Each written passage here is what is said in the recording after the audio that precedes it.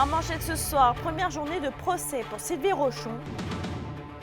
La présentation de la preuve a été faite pour la Rouyn-Norandienne accusée du meurtre de sa sœur. Le budget Girard 2024-2025 déçoit dans la région. En fait, on est mitigé face à ce budget-là. Ce qui a suffit seulement à maintenir ce qui est en place. Et Val-d'Or étudie le transport collectif sur son territoire. On souhaite améliorer le transport collectif dans notre milieu.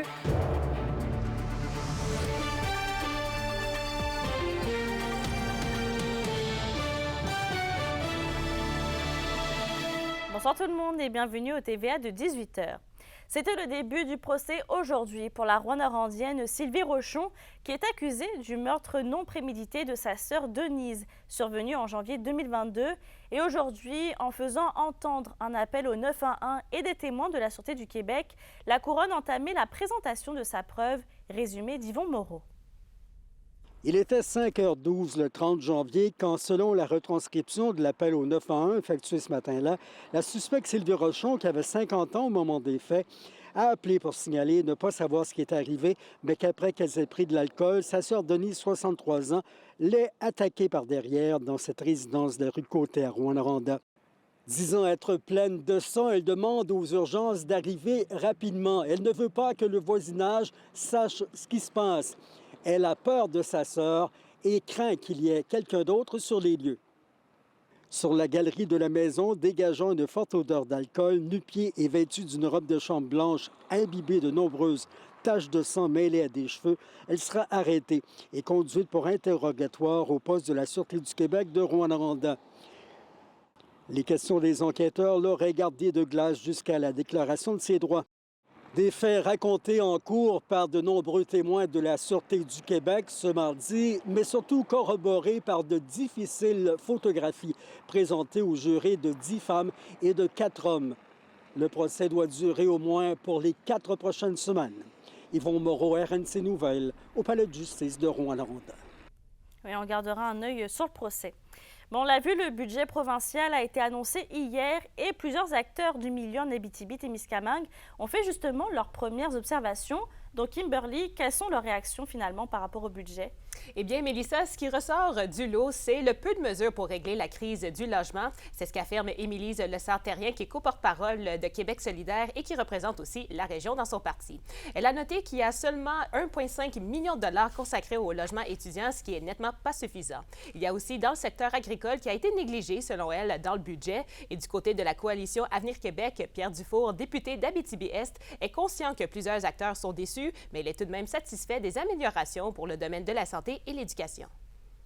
Il n'y a pas de fonds prévus pour l'adaptation au changement climatique avec des montants substantiels. Pour l'agriculture, notamment, là, on parle d'argent neuf de 116 millions sur 5 ans. Ça fait à peu près 23 millions par année. Là. Je veux dire, on ne va pas loin avec ça. Les impacts sont grands. C'est sûr que tout le monde voudrait avoir des sommes d'argent tout partout, mais à un moment donné, il faut cibler. Et comme gouvernement, je pense qu'on a pris la responsabilité de cibler la santé, l'éducation. Les autres domaines, il y a quand même eu de l'argent qui a été mis en disponibilité sur certains enjeux, mais c'est sûr qu'on n'est pas en mesure de tout couvrir. Et Kimberly, vous avez abordé le sujet à 3 représentants de syndicats régionaux en matière de santé et en éducation, mais ils semblent quand même assez mitigés face au budget annoncé hier. Absolument, Mélissa. En santé, par exemple, il y a effectivement des investissements en soins à domicile, mais d'un autre côté, Jean-Sébastien Blais du syndicat interprofessionnel en soins de santé souhaitait des investissements en prévention de maladies également. Carl Véraud, représentant de l'APTS en région, est d'avis que ce n'est pas la pire année pour la santé, mais il y a quand même plusieurs éléments essentiels qui ont été manquants, surtout dans la section fluidité hospitalière. En éducation, Cindy Lefebvre du syndicat de l'enseignement de la Jamésie et de l'Abitibi-Témiscamingue est satisfaite que plusieurs montants annoncés auparavant soient maintenus, dont le plan de rattrapage à la suite des grèves et les plans de rétention du personnel. On a réitéré la loi pour mettre fin aux agences, mais concrètement, il n'y a pas de mesures incitatives pour y arriver. Fait que d'un côté, on ne pense pas que ça va se faire par miracle. Bien entendu, on est encore en négociation avec le gouvernement, mais il va falloir des investissements massifs importants pour les travailleurs du réseau public. Ce qu'on se rend compte, c'est que ce qui a suffit seulement à maintenir ce qui est en place. Évidemment qu'on aurait souhaité des améliorations. Il faudra se contenter là, de maintenir ce qu'on a. seul ajout qu'il y a, c'est concernant l'entretien des bâtiments. Il y a tout un pan qui semble avoir été oublié, c'est le pan des plateaux techniques. Si on parle au niveau des laboratoires, de l'imagerie médicale, c'est essentiel d'avoir un réinvestissement. Mais il y a tout de même une bonne nouvelle. L'Alliance de l'industrie touristique du Québec accueille positivement les gains pour le tourisme dans le budget. L'Alliance salue entre autres les sommes allouées pour bonifier l'appui des dessertes aériennes dans les régions. Merci Kimberly. Au plaisir. Et d'ailleurs, le président de l'UPA de l'Abitibi-Témiscamingue, Pascal Roux, a également réagi à l'annonce du budget provincial. Il se dit extrêmement frustré et déçu, étant donné que ça fait maintenant 2 ans que les entreprises agricoles ont de plus en plus de difficultés à subvenir à leurs besoins. Les producteurs sont surtout frappés par les prix des intrants, mais aussi par la météo de l'été dernier qui a grandement nui aux récoltes. Pascal Roux souhaite que le gouvernement Legault fasse des actions plus concrètes pour aider le domaine agricole. On est bien d'accord qu'au niveau de l'éducation et de la santé, c'est prioritaire pour une nation. Mais je pense qu'au niveau de l'alimentation aussi, c'est prioritaire. Hein. Puis il n'y a plus d'entreprises agricoles, bien plus d'alimentation. C'est dans ce contexte-là, je pense qu'on est un peu les oubliés. Là. On dit qu'on est résilient, les entreprises agricoles, mais à un moment donné, il y a une limite à tout. Là. Au niveau des prêts agricoles, c'est de nous aider pour avoir des prêts sur du plus long terme avec des rabais sur les taux d'intérêt. Vos réponses à la question du jour TVA, une présentation de la Clinique infirmière Nord-Ouest partout dans la région. Notre équipe peut vous recevoir pour un bilan de santé, une infection, le suivi de maladies chroniques et bien plus. Contactez-nous pour plus d'informations ou visitez notre site Web. Et à la question du jour, on vous demandait, pensez-vous que le budget prend assez en compte les enjeux de la région? Vous avez répondu non à 73 %.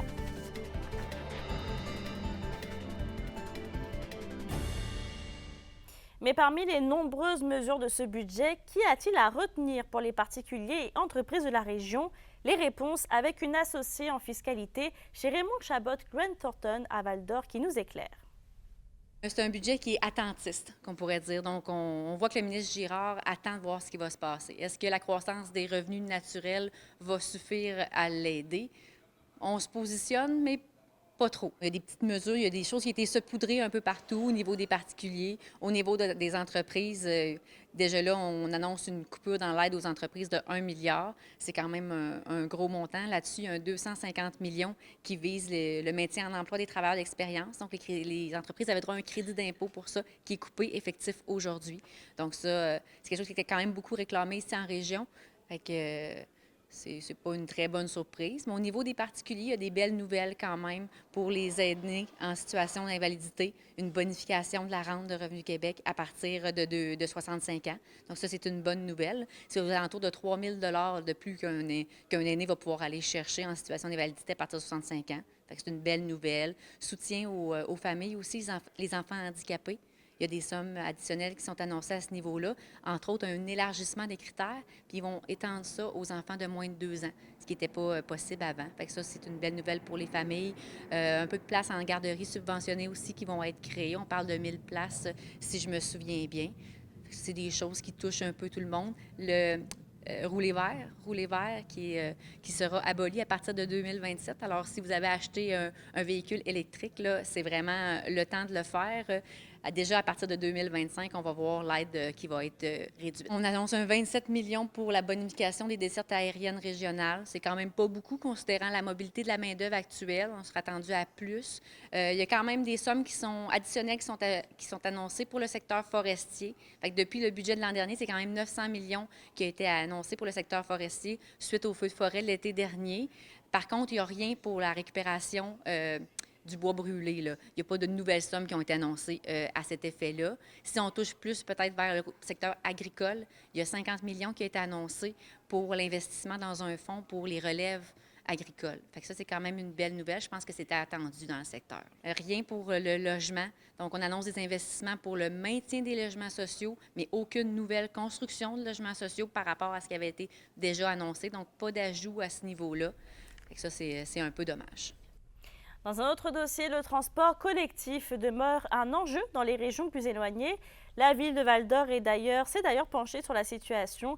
Kémilia La Liberté a les détails. Val-d'Or veut répondre aux besoins de ses citoyens en matière de transport en commun. C'est pourquoi elle octroie un contrat de 84 000 $ à l'entreprise Vecteur 5, qui se spécialise dans la gestion du transport collectif au Québec. Est-ce que ça correspond très bien aux attentes de la population? Est-ce qu'il y a des attentes qui ne sont pas répondues actuellement? Donc, c'est un peu la mission qu'on a donnée à Vecteur 5. Il va y avoir également une phase de consultation publique un peu plus tard ce printemps. Donc, les gens pourront également là, participer à cette étude. La Ville observe une augmentation des demandes, tant du côté des citoyens que des entreprises. On a beaucoup de parcs automobiles. On a certaines entreprises qui aimeraient diminuer leur parc automobile, donc leur stationnement, je pense aux grandes entreprises. On a aussi des nouveaux arrivants qui nous amènent une réalité un peu différente. Ils n'ont pas nécessairement de voiture. Avec tout ce qu'on entendait au Conseil, on souhaitait vraiment avoir un portrait clair de la situation. La corporation Taxibus est la seule à offrir un service de déplacement par voiture-taxi dans la municipalité. On a plus de 250 arrêts au sein de la Ville de Val-d'Or. On a beaucoup de demandes. On fait plus de 62 000 déplacements par année. Peut-être que cette étude-là va permettre de bonifier le service afin que les gens de Val-d'Or soient mieux servis. En réaction au dépôt du budget du gouvernement de la CAQ, l'Union des municipalités du Québec déplore le manque de mesures pour le transport collectif qui, selon elle, aurait un impact direct sur la vitalité des régions. Si on veut réduire nos gaz à effet de serre, si on veut faciliter et réduire le trafic, dans des régions comme chez vous, de se promener d'une ville à l'autre, ça prend du transport en commun. Sinon, malheureusement, on est condamné à utiliser la voiture. Ce qu'on ne souhaite pas, ça prenait des efforts importants du gouvernement, ce qui n'est pas arrivé avec des nouvelles sommes.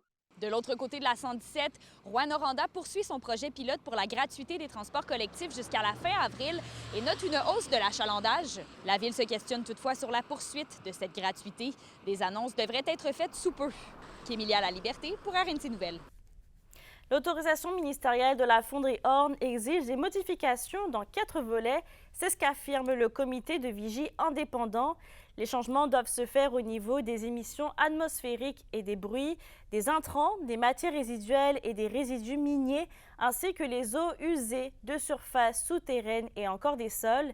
Par contre, les membres disent ne pas être en mesure de donner les résultats des travaux de la première année de suivi de l'autorisation. L'obtention des informations doit passer avant par la loi d'accès à l'information. Néanmoins, le comité travaille actuellement sur un site web.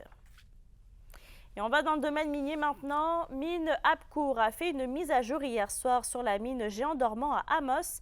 Le président et chef de la direction, Pascal Hamelin, a dévoilé les objectifs pour 2024. Il parle de 20 à 25 000 mètres de forage sous terre. D'ailleurs, la première coulée pourrait avoir lieu d'ici la fin du mois de mars. Pour estimer la ressource et la préfaisabilité, il faudra par contre attendre 2025. Mais le président affirme également que la production peut continuer en attendant. Il soutient d'ailleurs que les ressources indiquées sont au-dessus de 500 000 onces d'or sur une superficie d'environ de 510 km². L'indice boursier minier au TVA Nouvelle 18h est une présentation de GFM Groupe Financier. Dirigeants d'entreprises et particuliers, fiez-vous aux experts de GFM pour vos placements, assurances de personnes et assurances collectives. Car pour vous, ils vont au-delà de la finance. Hey, restez avec nous. Tout de suite après la pause, on vous parle de la pièce Pédalo qui joue ce soir à Rouyn-Noranda au Théâtre du Cuivre. Venez nous voir et écoutez ça aussi. Les SADC de l'Abitibi-Témiscamingue et du nord du Québec vous présentent la bonne nouvelle économique TVA. C'est en mars 2023 que Jessica Renaud-Bisson et Éric Bisson devenaient les nouveaux propriétaires du motel du Lac situé à Lebel-sur-Quévillon. Depuis, plusieurs améliorations ont été apportées afin de remettre au goût du jour les chambres et la réception du motel, permettant ainsi d'optimiser l'expérience client lors de votre séjour. L'équipe dynamique du motel du Lac vous réservera un accueil chaleureux. Les SADC, partenaires de l'économie de la région.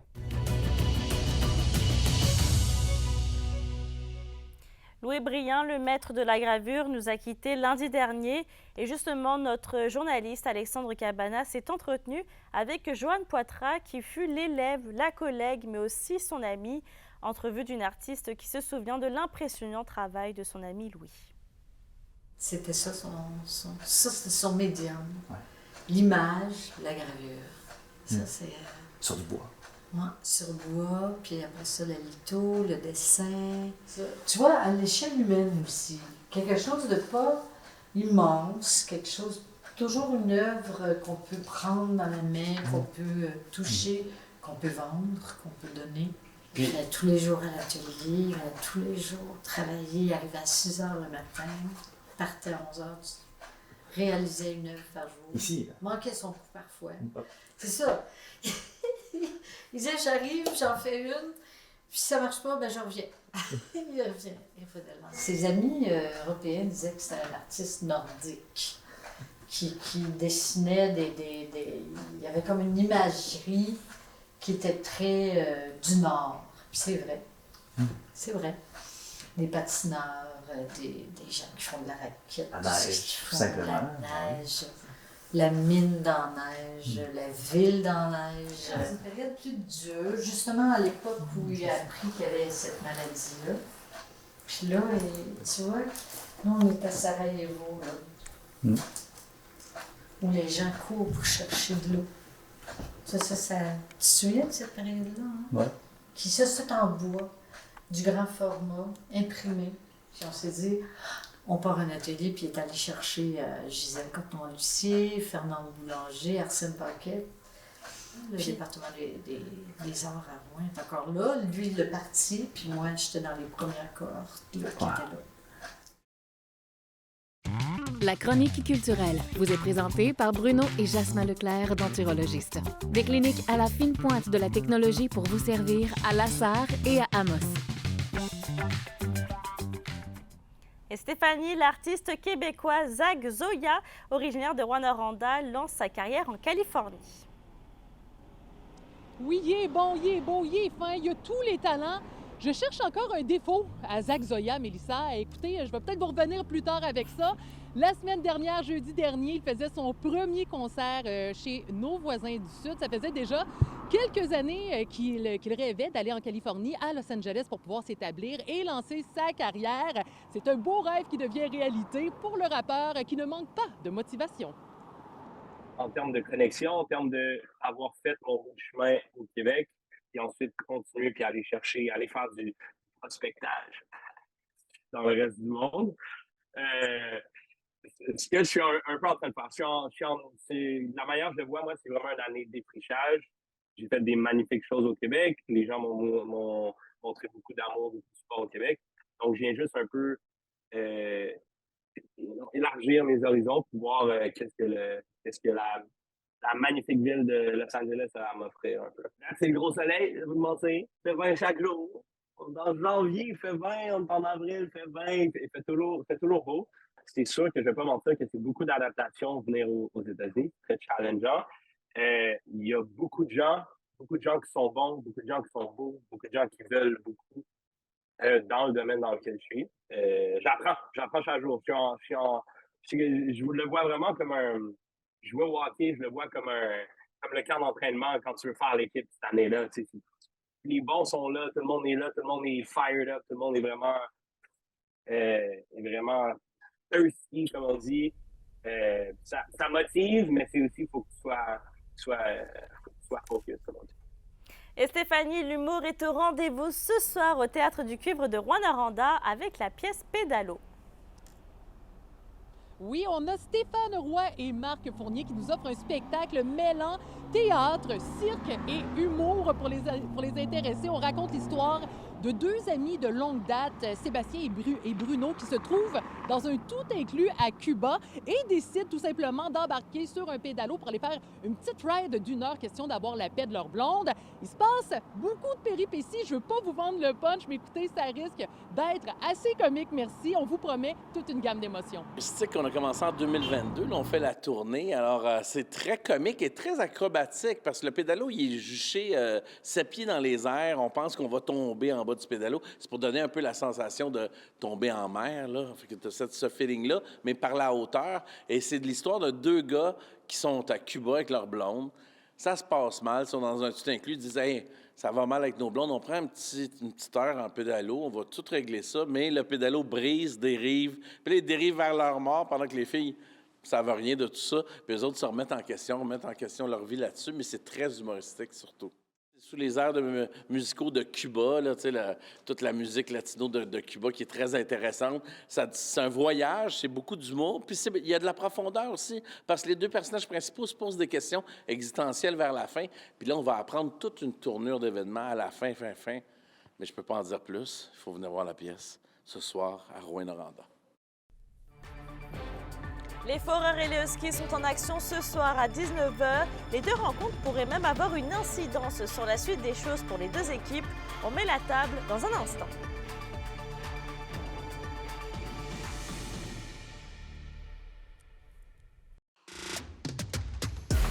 Les sports vous sont présentés par Thibaut GM, votre concessionnaire de confiance à Rouyn-Noranda, là où qualité et choix se rencontrent.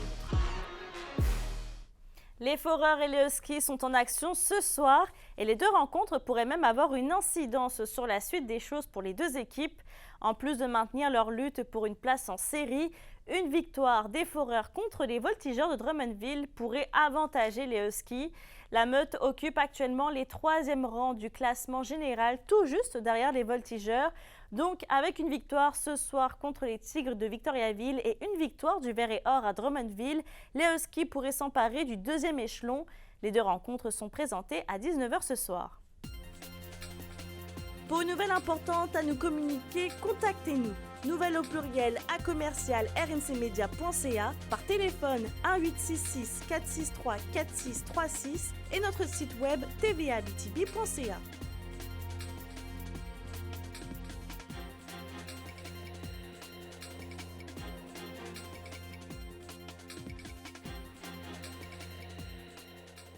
La météo, une présentation de Nicole Auto de la Sarre, la capitale du pick-up. Vous y trouverez toujours le meilleur choix, toujours le meilleur prix. Et à la météo Stéphanie, les nuages seront de la partie pour ce soir. Oui, on a même 40 de probabilité d'averse de neige pour l'Abitibi. Écoutez, je suis plus capable, mais on lâche pas. Hein. Le printemps s'en vient bientôt.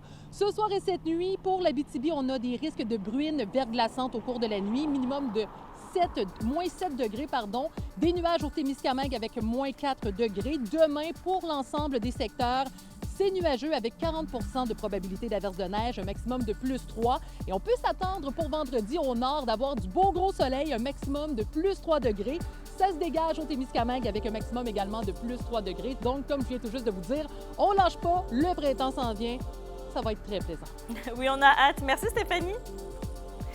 Avant de se quitter, faites attention aux ventes itinérantes. Selon la Sûreté du Québec, ça continue dans le secteur d'Amos. La police dit avoir reçu plusieurs plaintes la semaine dernière. Sur ce, je vous souhaite de passer une bonne soirée et on se retrouve demain.